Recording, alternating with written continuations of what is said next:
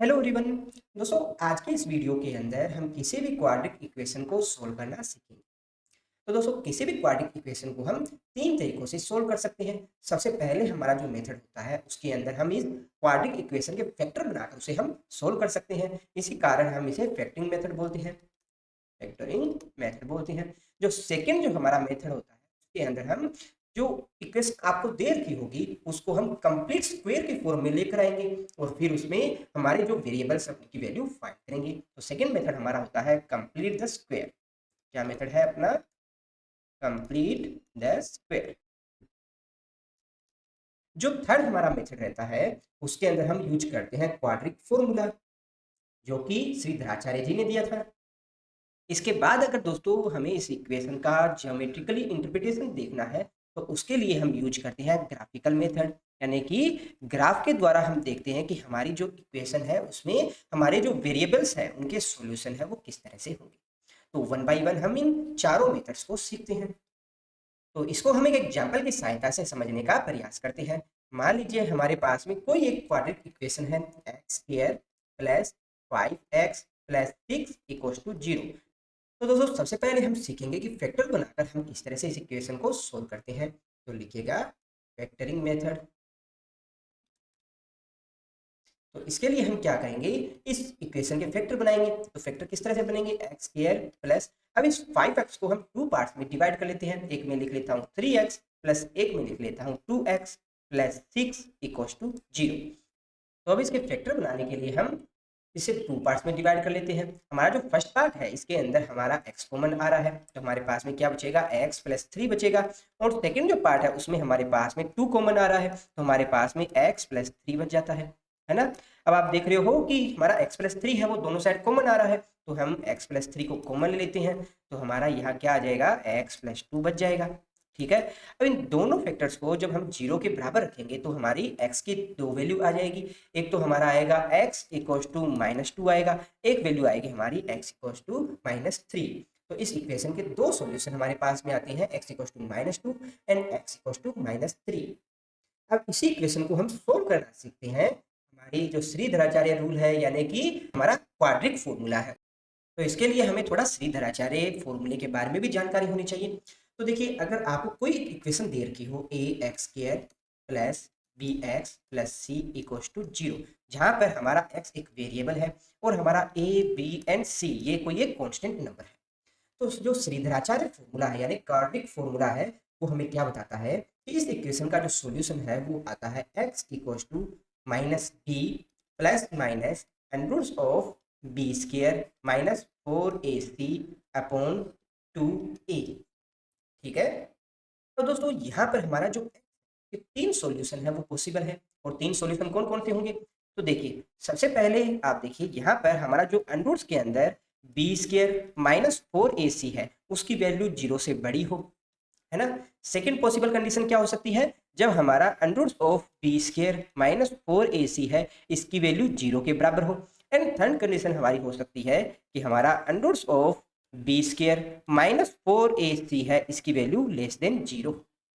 तो यहाँ पर दोस्तों जब बी स्क्वायर माइनस 4ac है इसकी वैल्यू 0 से बड़ी होगी तो हमारे पास में दो तरह के सॉल्यूशन आएंगे। देखिए यहाँ पर ये एक पॉजिटिव नंबर है ना, तो यहाँ पर हमारे पास में एक सॉल्यूशन आएगा अपना minus B plus underroots of B square minus 4ac, और एक हमारे पास सॉल्यूशन आएगा minus b minus of underroots of B square minus 4ac। अब यहाँ पर बी स्क्वायर माइनस 4ac है, ये एक पॉजिटिव नंबर होगा क्योंकि 0 से बड़ा है। तो इस कारण यहाँ पर हमारे पास जो सॉल्यूशन आएंगे वो क्या होंगे, रियल होंगे। क्या होंगे, रियल होंगे, परंतु दोनों डिफरेंट होंगे। एक में हमारा प्लस साइन आ रहा है और एक में माइनस साइन आ रहा है, तो यहाँ पर हमारे रियल बट डिफरेंट सॉल्यूशन होंगे। अच्छा, यहाँ 2a और लगाइएगा बटे के अंदर 2a। ठीक है। अब सेकेंड कंडीशन की बात करें तो हमारा अगर बी स्क्वायर माइनस 4ac है, अगर उसकी वैल्यू 0 के बराबर होती है तो उस कंडीशन में x का हमारे पास में क्या सॉल्यूशन आएगा, x इक्वल टू आएगा माइनस बी अपॉन 2a आएगा। तो यहाँ पर हमारे पास में जो सॉल्यूशन है वो रियल तो है बट सेम है। ठीक है। तो हमारे पास सेम बट रियल सॉल्यूशन आएगा। थर्ड कंडीशन देखें, जब b square minus 4ac less than 0 हो, तो आप जानते हो कि अंडरूट्स के अंदर जब भी लेस देन जीरो, जीरो से लेस होने का मतलब क्या है, कोई नेगेटिव नंबर के साथ आ रहा है, यानी कि हमारे पास में कोई कॉम्प्लेक्स नंबर के अंदर रिजल्ट आ रहा है, तो इस कंडीशन में हमारा जो x है उसके जो रिजल्ट होंगे वो क्या होंगे, कॉम्प्लेक्स नंबर होंगे, कॉम्प्लेक्स नंबर की फॉर्म में आएंगे, यानी कि एक इमेजिनरी सॉल्यूशन आएगा। ठीक है, तो अब जरा इसको एग्जांपल लेकर और समझते हैं। देखिए हमारे पास में कोई एक इक्वेशन है जैसे कि x square plus 5x plus 6, इसे हम श्रीधराचार्य फॉर्मूलेस की हेल्प से सोल्व करते हैं। तो देखिए इसको हम जनरल जो अपनी इक्वेशन है उसे कंपेयर करते हैं, a x square plus b x plus c equals to 0। तो यहाँ पर हमारा ए किसके बराबर है, आप कहेंगे 1, बी किसके बराबर है, आप कहेंगे 5, सी किसके बराबर है, आप कहेंगे 6। तो इसको हम अपने फॉर्मूले में रखते हैं। तो x इक्वल्स टू क्या है, minus B plus minus under of B square minus 4ac upon 2a।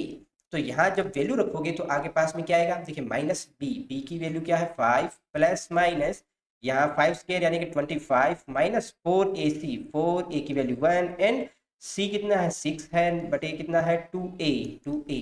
इसको और आगे सोल्व कीजिएगा तो क्या वैल्यू आई अपनी, -5 प्लस माइनस अंडर ऑफ या 25 माइनस 24 करोगे तो क्या बचा अपने पास 1 बचा, अपने नीचे कितना आएगा 2।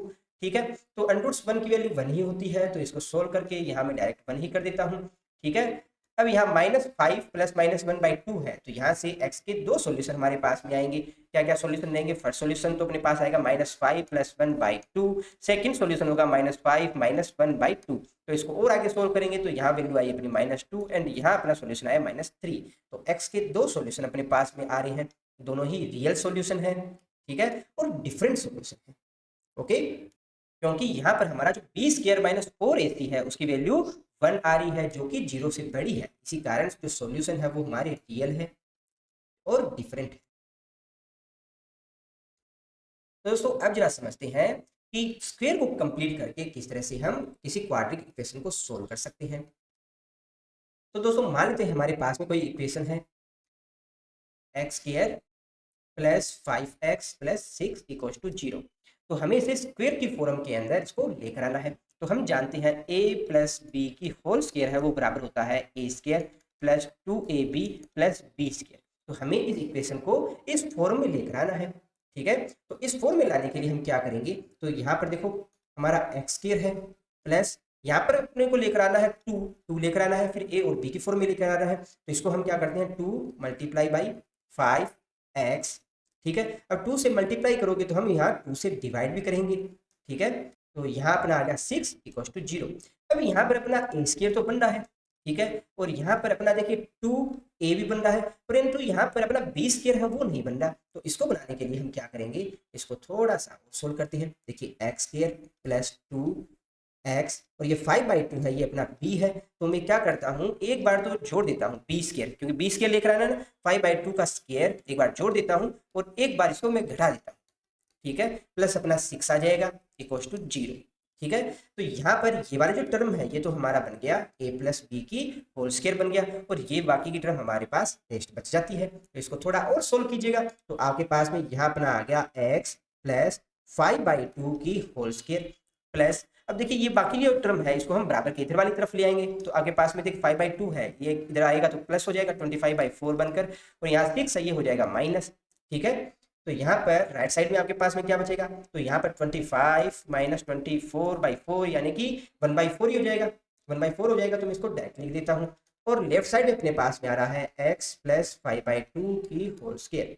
ठीक है, इसको थोड़ा और सोल्व करोगे तो आपके पास में यहाँ क्या आ जाएगा, अब स्क्वायर को हटाएंगे तो अपने पास में क्या आ जाएगा x plus 5/2 equal two plus minus यहाँ अंडर ऑफ 1/4, ये चीज आ जाएगी। इसको थोड़ा और सोल्व करोगे तो क्या आ जाएगा, प्लस माइनस यहाँ आ जाएगा 1/2 आ जाएगा, है ना। तो यहाँ पर हमारे पास में दो तरह के सॉल्यूशन आ रहे हैं। फर्स्ट सॉल्यूशन क्या है, x प्लस 5/2 इक्वल टू क्या आ गया, प्लस 1/2 के बराबर आ गया।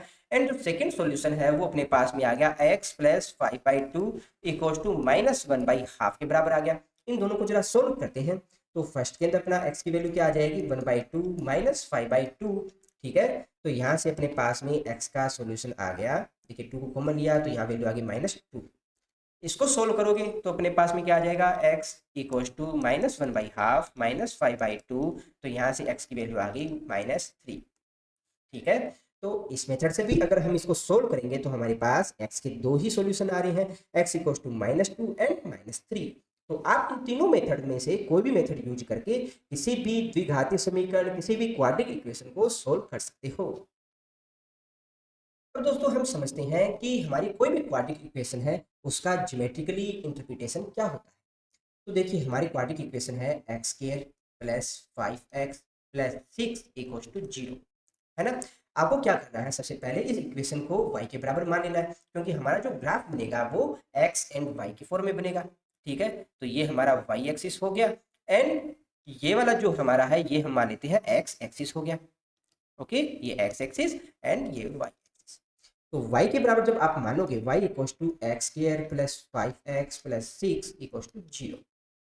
तो देखिए एक चीज तो आप यहाँ क्लियरली कह सकते हो कि हमारा यहाँ y equals to x square आ रहा है ना, प्लस ये कोई एक नंबर और आ रहा है अपने पास में। तो यहाँ पर जो ग्राफ हमारे पास में बनेगा वो एक पैराबोलिक ग्राफ होगा, यानी कि यू शेप के अंदर होगा। इतना तो आप देखकर कंफर्म कर सकते हो।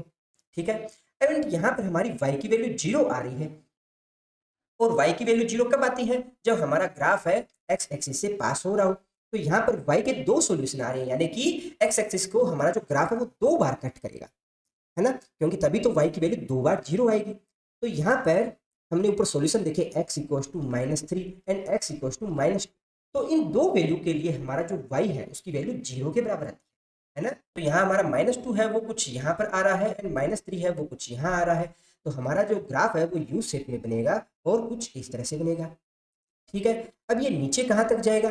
ठीक है, अगर आप ये वाली लाइन भी देखना चाहते हो तो इसके लिए हमें क्या करना होता है, इसके लिए हम करते हैं डिफरेंशिएशन, क्योंकि स्लोप तो हमें उसी से मिलेगा, है ना। तो अगर इसका आप डिफरेंशिएशन करोगे तो डिफरेंशिएशन हमें करना आता है dy upon dx equals to, ये अपने पास आ गया 2x प्लस 5। इसको जब 0 के बराबर आप करोगे तो x की वैल्यू आपके पास में आ गई -5/2, यानी कि यहाँ पर -3 और -2 के बीच में एक पॉइंट होगा जहाँ पर हमारा जो ग्राफ है वो बीच में दो पार्ट्स में डिवाइड हो रहा है। तो दोस्तों ग्राफिकल जो मेथड है वो मैक्सिमम अपने यूज करते हैं इसका ज्योमेट्रिकली इंटरप्रिटेशन देखने की। ठीक है, बाकी एक्स वाई की जो वैल्यू है वो फाइंड अगर हमें करनी है तो हम ऊपर वाले जो तीनों मेथड है उनमें से कोई भी मेथड है वो यूज कर सकते हैं। ठीक है, और दोस्तों एक बात और आपको याद रखनी है कि हमारी कोई भी क्वाड्रेटिक इक्वेशन है a x square plus b x plus c equal to 0, हमारी इस इक्वेशन के दो सॉल्यूशन आते हैं। ठीक है, या तो दोनों सॉल्यूशन है वो रियल होंगे। ठीक है, फर्स्ट जो कंडीशन होगी उसमें रियल प्लस दोनों डिफरेंट टाइप के होंगे। ठीक है, दूसरी कंडीशन होगी रियल होंगे प्लस सेम होंगे। ठीक है, थर्ड जो कंडीशन है उसके अंदर हमारे जो आंसर होंगे, सॉल्यूशन होंगे वो कॉम्प्लेक्स होंगे, इमेजिनरी नंबर। ठीक है, तो इसे भी आपको याद। आई होप दोस्तों आपके सारे डाउट्स क्लियर हो गए होंगे। फिर भी किसी स्टूडेंट को किसी तरह का कोई डाउट रह जाता है तो आप कमेंट बॉक्स में पूछ सकते हो, कभी कोई और वीडियो बनाकर हम इसको डिस्कस करेंगे। वीडियो में लास्ट तक बने रहने के लिए आप सबका धन्यवाद। Thank you.